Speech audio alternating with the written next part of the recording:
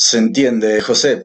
Y a ver qué me puedes contar de esto. Yo leí muchos libros, veo muchos, hice algunos cursos y veo videos y te das cuenta que todos los traders profesionales, cada uno tiene su propio sistema, son todos muy diferentes, todos te hablan, a veces tienen sistemas diferentes, hacen cosas diferentes, algunos inclusive operan sin stop loss y son traders profesionales. Eh, ¿Qué es lo que al fin y al cabo, cuál es la cualidad que te hace tener éxito en el trading? Si no hay un solo sistema que sirve, ¿no? Y es muy amplio. Sí, estoy de acuerdo. Sí, existen muchos sistemas de trading, ves inversores muy buenos que tienen pues sus diferentes métodos. Pues también tenemos los inversores value, los quant, ¿verdad? También los técnicos. Yo, por ejemplo, soy un puramente chartista, soy puramente técnico, pero existen diferentes formas y varias formas óptimas de poder invertir. ¿Cuál es mejor? Bueno, es muy complicado de decir, ¿no? Siempre y cuando tengas un control de riesgo, yo es en lo que siempre pongo mucho énfasis, Marcos, y me hacías la pregunta, ¿cuál es el secreto? Me decías que hay traders profesionales que no usan riesgo, no usan stop loss, no sé, me cuesta creerlo, la verdad, pero quizás sí. Yo es que le pongo mucho énfasis, sé que es algo que está muy dicho, muy machacado, pero no deja de ser cierto. Lo más importante para cualquier gestor, para cualquier sistema, es un control estricto, es militar, del riesgo. No podemos tener un buen sistema sin una consistencia en el control de riesgo. Ese fue mi punto de partida. Esto que acabo de decir, este mensaje que creo que es muy importante, la consistencia en el control de riesgo. Cuando empiezas a ser consistente en eso es cuando empiezas a ver un poquito de luz y un poquito de color a tus resultados. Sin riesgo, sin control de riesgo, creo que es prácticamente imposible poder tener a largo plazo resultados positivos. Otra cosa es que una trade o dos o un mes te vaya muy bien, pero no tiene que ser ese el objetivo de un trader, de un inversor. Esto siempre es como una maratón, mirarlo a muy largo plazo, y para ello la piedra angular de todo sistema tiene que ser el control del riesgo. Y desde esa base es cuando se tiene que construir cualquier sistema. Que luego tu pauta puede ser por Elliott o por Wyckoff o simplemente por una valoración de empresas, una valoración value. Bueno, eso ya existen diferentes métodos, pero todos tienen que partir de la base de tener un control de riesgo estricto, control y gestión monetaria. También luego, evidentemente, es muy importante el punto de salida, también por proyecciones, pero principalmente, y sé que está muy machacado, pero es que no deja de ser cierto, el control de riesgo como piedra angular de cualquier sistema de inversión, tanto de corto como de largo plazo.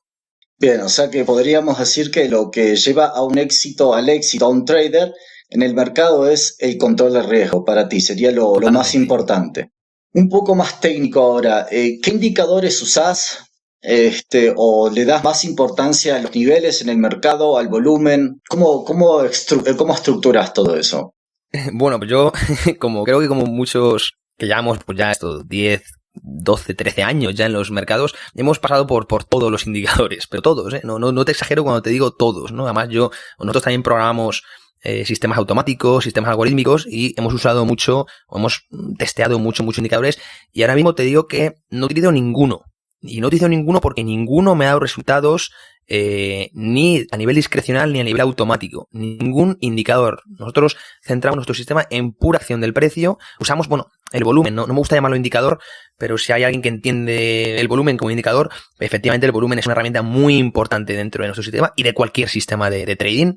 Repetíamos antes que a la huella del profesional. Entonces siempre hay que estudiar toda la arquitectura del mercado, la acción del precio, con o paralelamente al volumen que va dejando, ¿no? Pero nuestro sistema, bueno, pues la arquitectura del precio, como analizamos el mercado, es sobre todo por niveles de acumulación y distribución, y luego Elliott, las ondas de Elliott en la construcción de tendencias, y luego la arquitectura de las correcciones. Bueno, pues esas pautas en ABC, en ABCDE, en propio Elliott. Ahí tenemos, bueno, pues un sistema muy claro para definir tendencias y para definir correcciones. Al fin y al cabo, la estructura del mercado es muy simple.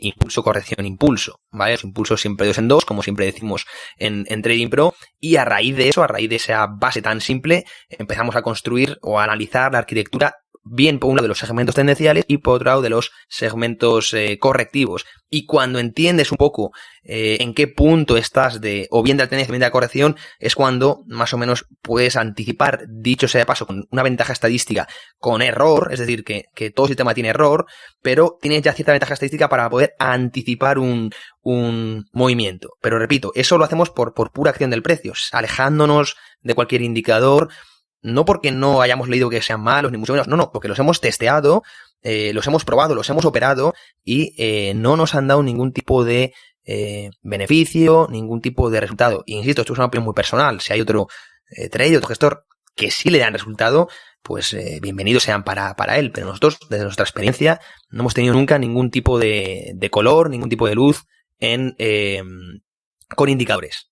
Bien, está claro. Y volviendo a esto del error, o sea, he escuchado traders que lo que dicen es muy, muy importante aprender a perder en el mercado, que es parte del proceso, pero que no estamos educados para aceptar las pérdidas, ¿no? ¿Vos cómo ves esto? Sí, había una frase que incluso empecé a tatuarme, la verdad, que era para poder ganar el trading hay que aprender a perder, ¿vale? Esa frase tan simple cuesta muchísimo interiorizarla, porque la pérdida se suele asemejar a algo malo, ¿verdad? Tiene connotaciones negativas para todo en la vida, ¿no? Pues pierde tu equipo de fútbol, es algo malo, ¿verdad? O pierdes tú en un partido de tenis, lo mismo, o bueno, cualquier cosa, ¿no? La pérdida siempre tiene connotación negativa. Sin embargo, en el trading no. En el trading la pérdida, un stop loss, no es algo negativo, que es algo que cuesta mucho porque es totalmente antinatural, ¿no? Repito que venimos acostumbrados desde pequeñitos a ver la pérdida como algo malo y de repente nos exige el trabajo cambiar completamente ese paradigma y empezar a valorar la pérdida como algo positivo, y es algo que evidentemente a la gente le cuesta muchísimo interiorizar, porque lo puedes leer en los libros o me puedes escuchar a mí ahora mismo en el podcast decirlo, pero una cosa es oírlo y otra cosa es interiorizarlo. Y cuesta mucho el realmente darle una connotación incluso positiva a un stop loss. Una posición que salta en stop loss mientras haya sido de sistema, mientras haya sido con un control de riesgo aceptable por tu tipo de inversión, por tu perfil, no es algo malo. Sin embargo, un profit saltándote completamente el sistema y el control de riesgo es algo negativo. Por lo tanto, fíjate lo que estamos diciendo, que una ganancia puede tener connotación negativa y una pérdida connotación positiva. Es decir, es algo completamente antinatural, completamente fuera de lo normal, y entonces tenemos que interiorizar ese cambio de paradigma desde dentro, porque luego el sistema impulsivo tiende a salir, y cuando sabemos que salen los impulsos de revancha, de miedo, de pánico, tendemos a olvidar esto que estamos comentando. Entonces, si no está interiorizado realmente, nunca vamos a poder aplicarlo en cada operación. Repito que es un sector muy agresivo que está constantemente poniendo a prueba. Entonces, o lo tienes muy interiorizado, o nunca vas a acabar de entender este concepto que estamos comentando. Por eso, repito, para poder ganar el trading hay que aprender a perder. Es decir, es imposible ganar si no vas teniendo stop loss. Es una cosa imposible. Yo siempre, y creo que esto es a entender bien, Marcos, pongo un ejemplo o lo comparo, hago un símil con cualquier, como por ejemplo un fontanero que tiene sus costes, ¿verdad? Pues sus herramientas, su gasolina, sus suministros. Entonces, él para poder hacer beneficios necesita gastar en la llave inglesa, en las herramientas, en la gasolina para ir de un lado a otro, y acepta el coste como una necesidad para poder tener beneficio. Sin embargo, el trader no acaba de aceptar el stop loss como algo necesario para poder tener beneficio. Pero hay que valorarlo de la misma manera. Es un coste, en este caso un coste variable, porque no sabes cuándo va a llegar el stop loss, pero sabes que va a llegar. Entonces realmente es un coste fijo, ¿vale? Aunque sea variable, realmente es un coste fijo que tenemos todos los inversores para poder generar beneficio. Como el fontanero o el electricista tienen esos costes fijos para luego poder generar beneficio. Por lo tanto, es importante interiorizar que el stop loss no es algo negativo, no tiene una connotación negativa. Incluso hay que empezar a hacer como connotación positiva. El haber sido capaz de controlar bien una posición, de salir con un stop loss bien puesto, es algo positivo, no es algo malo. Entonces, esto que estamos diciendo, como comprenderás, es un cambio de paradigma tan grande para el cerebro humano, que no está acostumbrado a esto, y por tanto es muy difícil. Y con la experiencia es como cómo se va consiguiendo. Pero bueno, es un tema muy interesante este, Marcos. Sí, totalmente. Y ahí estamos tocando el tema de, bueno, de cortar pérdidas y el stop loss, es fundamental, como decís vos. Y el otro punto que es muy difícil, que a mí me cuesta, es dejar correr los beneficios. ¿Cómo manejás vos, cómo salís de una posición? ¿Qué sistema usás? Sí, efectivamente. Una vez un trader ha entendido que debe cortar las pérdidas, eso es lo primero, esa es la primera piedra.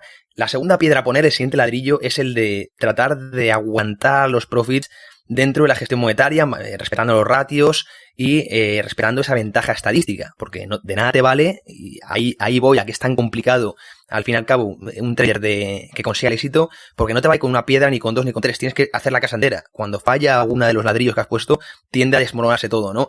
Entonces, la segunda piedra es dejar correr los beneficios en función a tu sistema y en función a tu estadística, ¿vale? En función a los ratios, etcétera, etcétera, ¿no? Entonces, yo pasé por esas fases, Marcos, aprendí a cortar pérdidas, pero seguía sin dejar correr los beneficios y seguía sin ganar en mi carrera, en mi trayectoria como trader. Y me costó mucho dar ese paso porque aquí los pasos son muy lentos, los que vas dando, porque repito que hay que ir interiorizándolo, no es lo mismo leerlo que interiorizarlo. Entonces son pasos, son etapas que son meses, incluso años, ¿no? Cada etapa. Entonces la siguiente efectivamente es la necesidad imperiosa de dejar correr los beneficios para que la estadística, para que el sistema acaben dejando ese resultado positivo. Entonces, ¿cómo, particularmente ya a nivel más técnico, a nivel más de sistema que me estás preguntando, cómo nosotros dejamos o cómo ponemos los takes profits? Bueno, siempre en base a un sistema utilizamos mucho las proyecciones de Fibonacci, que nos ha visto operar, que ya te digo que además lo hacemos en abierto, operamos en abierto todos los días y lo hacemos siempre en base a proyecciones de Fibonacci. Utilizamos mucho esa herramienta, Fibonacci, junto con Elliott, para ir viendo las posibles proyecciones de las ondas y cuando tenemos ya pues zonas de posible finalización, lo que llamamos zonas de cierres, por ejemplo, de largos y posible apertura de cortos, tenemos zonas de posible cierre, entonces ya ahí cerramos y ya valoramos entrar en sentido opuesto o incluso continuar, pero siempre tenemos marcados muy claros por proyecciones de Fibonacci, sobre todo las zonas de salida, y lo respetamos de una forma estricta. Para ello es muy importante, como te he dicho al principio del podcast, el hecho de tener un equipo que te controla a la hora de, oye, siempre digo, quizás esta operación la podamos cerrar antes. No, ya me dicen desde el equipo, no. Hay que aguantarlo hasta el nivel de profit porque nos estamos ciñendo a una estadística. No es que esta operación creamos que, esa esperanza de creer que en una operación es horrible. Entonces te tienes que ceñir siempre a un sistema y esa disciplina que es tan complicada hacerla de forma solitaria, digamos, bueno, pues en forma de equipo es bastante más fácil, pero es imprescindible el ceñirte a esa estadística y tratar también de aguantar los beneficios. Sin aguantar beneficios y sin saber aguantar beneficios, es que tampoco vas a poder tener al final una rentabilidad consistente. Es que es imposible. Necesitas todos los ladrillos, insisto, para que al final la cuenta vaya creciendo. Claro, eso es también muy difícil una vez que tienes tu plan y abres la posición poder ceñirte a tu plan, ¿no es cierto? ¿Vos cómo lidias con eso psicológicamente? Es muy complicado, como bien dices, es muy difícil porque el mercado te está constantemente poniendo a error, poniendo a prueba, digamos. ¿Por qué? Porque es dinero, al fin y al cabo. Entonces, te habrá pasado muchas veces, imagino a ti también, ¿verdad? Que estás ganando pues en una posición, imagínate, por poner números, esto me estoy mirando, pues 100 o 200 euros, y ya empiezas a imaginarte qué puedes hacer con esos 100 o 200 euros, ¿verdad? Lo empiezas a poner precio a las cosas, entonces ya te distorsiona mucho lo que es la realidad, porque estás valorando la operación en algo ajeno a la operación.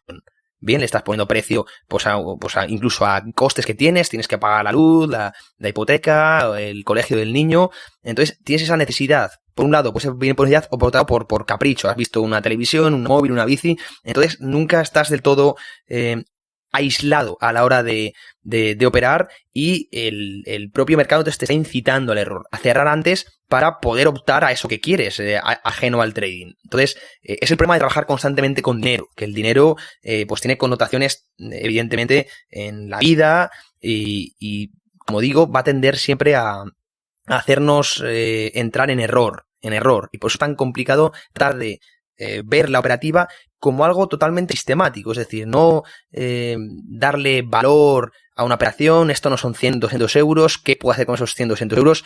En el momento en que nuestra cabeza empieza a pensar eso, es que vamos a estar muy cerca de cometer el error. ¡Pum! Cerramos la operación antes de take profit. Error, sí, te has ganado 150 euros, pero es un error, es que es un error, porque ya te has cargado toda la estadística o todo el sistema estadístico que viene precediendo a esa entrada.